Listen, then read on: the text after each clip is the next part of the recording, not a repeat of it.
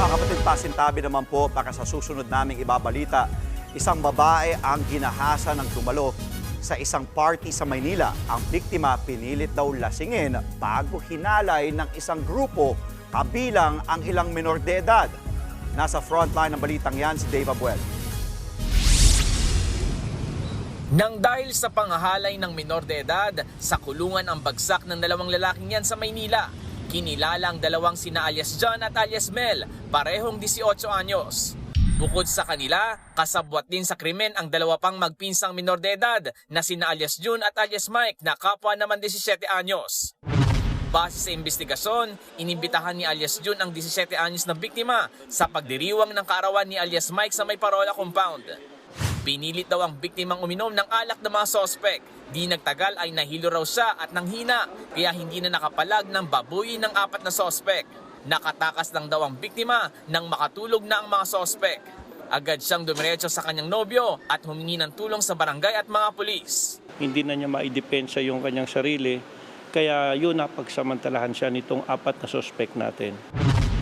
Agad namang tinawagan ng mga pulis ang ina ng biktima na nooy nasa trabaho. Hinala ng ina, pinagplanuhan ng mga sospek ang gagawing pangahalay sa anak niya. Kasi sinamantala nila na walang kasama yung anak ko, tapos sila lang. Hindi ko po mapaliwanag yung galit na naramdaman ko. As in, gusto ko nga po nung makita ko yung mga suspect, yung mga gumawa sa anak ko, parang gusto ko talagang as in, patayin ba? Kasi sobrang galit ko po talaga. May mensahe rin ang ina sa mga sospek. Gusto ko lang naman talaga sa kanila is makulong para hindi na gawin sa iba ano yung ginawa nila sa anak ko. At sana naman maging aral sa kanila to. Sa follow-up operation nahuli ang mga sangkot. Tikom naman ang bibig ng mga sospek tungkol sa kababuyang ginawa.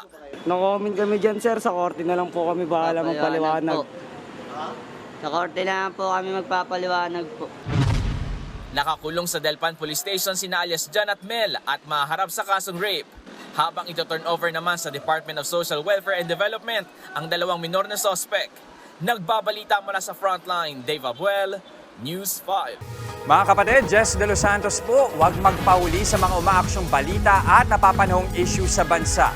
Para sa mas malawak na balitaan, mag-subscribe at mag-follow sa social media pages ng News 5.